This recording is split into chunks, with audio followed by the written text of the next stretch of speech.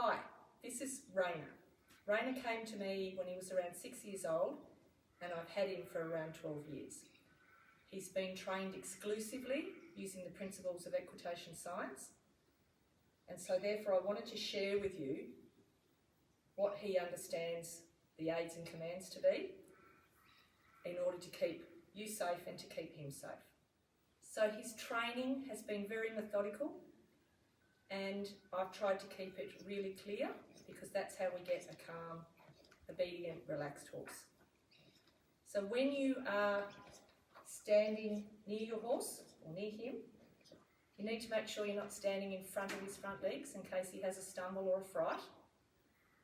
We like to hold our lead rein reasonably close to where it clips onto the halter when we are training behaviours.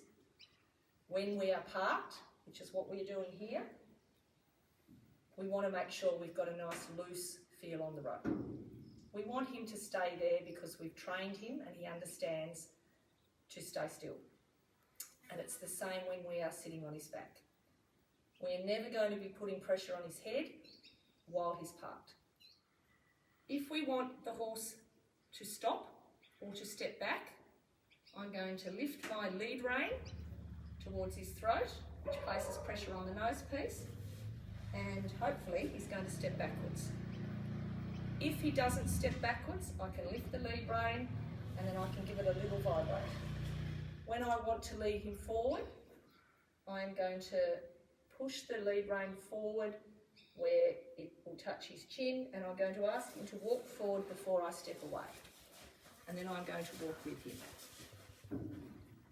So if I want my horse to understand when he's done the right thing, I need to remove the pressure that I applied. So if I'm asking him to step back, I will lift. When he steps back, I will remove the pressure. I'm always going to reward my horse by rubbing. Okay, horses don't like being patted. That is not relaxing and friendly to a horse. Horses will mutually groom, so they would rub and scratch each other, and we're going to mimic that in order to tell our horse that he's done the right thing. So when we lead our horse, we're going to stand up the side, we're going to have our hand close to under the chin of the horse, so that if the horse makes an error, we can easily correct it. We're going to have our hand in neutral, which means we're not going to be pulling on the rope in any way, but we're going to have our hand ready for when we need to ask the horse to go faster, or to stop, or to turn. It's really important when you're asking the horse to do anything that you give them a little bit of warning. So we're never going to have a hand in neutral and grab the rope really quickly, or the reins. We're going to close our fingers and do it slowly so the horse has got a little bit of time and can hear it coming. So he's a little sleepy today.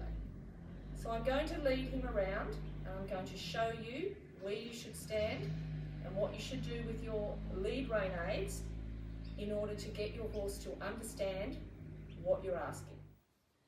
So when I lead my horse, I'm going to make sure I don't have too much rope hanging down, and I've actually folded my rope so that it's not in a loop around my hand. Really important. I have my whip in one hand. The other hand is going to be holding the halter and the lead rope close to his chin, about 10 to 15 centimetres under his chin. And that is so that if he makes a mistake and I need to correct it, or I need to give him a different signal, that my hand is there ready and I can place the signal on really clearly, calmly and slowly. So I'm just going to lead rein around, and I want to show you how we apply the go, stop and turn aids in order to be safe and be clear to the horse. I'm going to lead him forward, I'm going to turn, I have my hand in neutral while he's walking, and then I'm going to turn by pointing the rein in the direction I want him to go in, and then back to neutral once he's turned. You can see by his posture, he's relaxed, his head's down, and I can apply a stop aid and then release. Then I give him a scratch. Okay, so it's really important that you use the same signals that he has been trained with because they are predictable for him, and it will keep him calm and relaxed, and it will keep you safe. When we're thinking of riding, there are a few things we need to remember. We need to test our responses on the ground before we hop on. We want to make sure our horse is in the right mental state to be ridden, so relaxed, calm, obedient, listening. We don't want him to be adrenalised, because then it's unsafe for the rider and the horse. So when we're mounting, okay, it's really important that when we get on our horse, when we mount our horse, that we sit gently in the saddle. So landing like a butterfly, not like an elephant, because remember the horse's backs are quite sensitive. So I'm going to ask him to walk forward. I'm going to ask him to turn.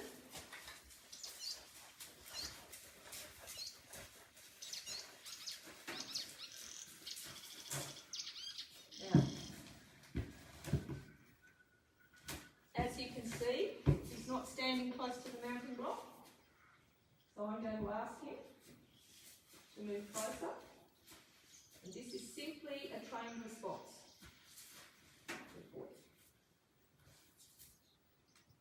So this horse has been trained to stand quietly at the mounting block, so I'm going to reward him by not jumping on him really quickly. I'm going to give him a scratch. I'm going to make sure I have control of my horse by holding the reins, but I'm not going to hold them really tightly. I'm going to place my left foot in the stirrup.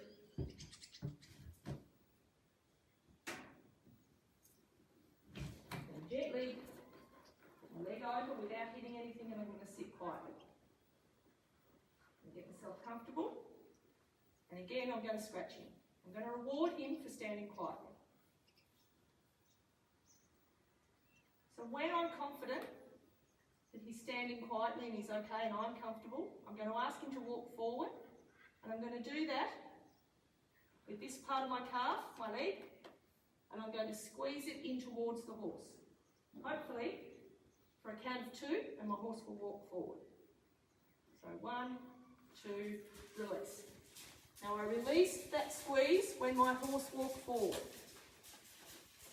Again, when I ask for stop, I'm going to make sure my shoulders are back, and I'm going to close my fingers on the reins. So if this is my hand and my hands are holding the reins lightly, I'm going to close them, which puts pressure on the bit or the nose piece if these being ridden bitless. I'm going to make sure my shoulders are sitting nice and upright and not leaning forward, and I'm absolutely not going to grip with my legs. So one of the fundamental things, one aid, one response. So if I squeeze with my legs to ask for go, I need to make sure I'm not putting pressure on the reins, because that would be putting go and stop on. It would be like having your handbrake on in the car, putting your foot on the accelerator and wondering why the car won't go properly. So only one thing at a time. So now you can see that I'm standing still, I'm parking, and I have no pressure on the horse's reins. So the horse understands when we're still, I don't put pressure on his reins, I don't squeeze with my legs, the horse stands still. It's really important that we have neutral. So again, if I'm asking my horse to go forward, I'm going to have my reins short enough that I have a connection, so not super floppy, but not tight.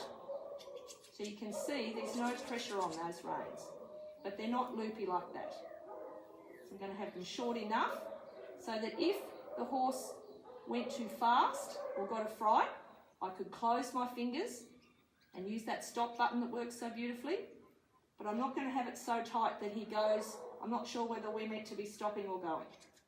So clarity, clear aids for the horse is really important for a horse to be calm.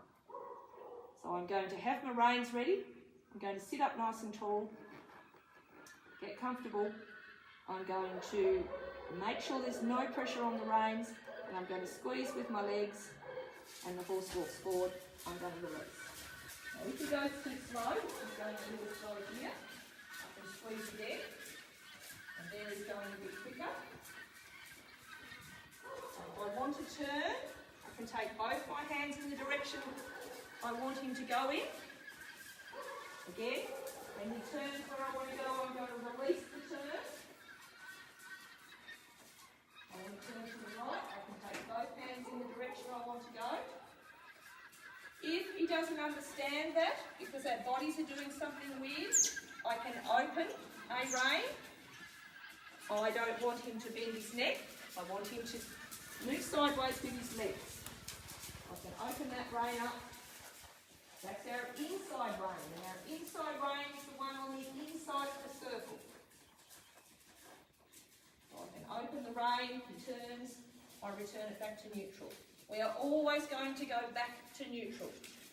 In neutral, that tells our horse, keep doing what you're doing until I tell you otherwise. So imagine there's a wall in front of you, and your hands can only go in front of the wall in a sideways direction. So opening out, closing your fingers, shoulders back, release once the horse stops. So forward, turn,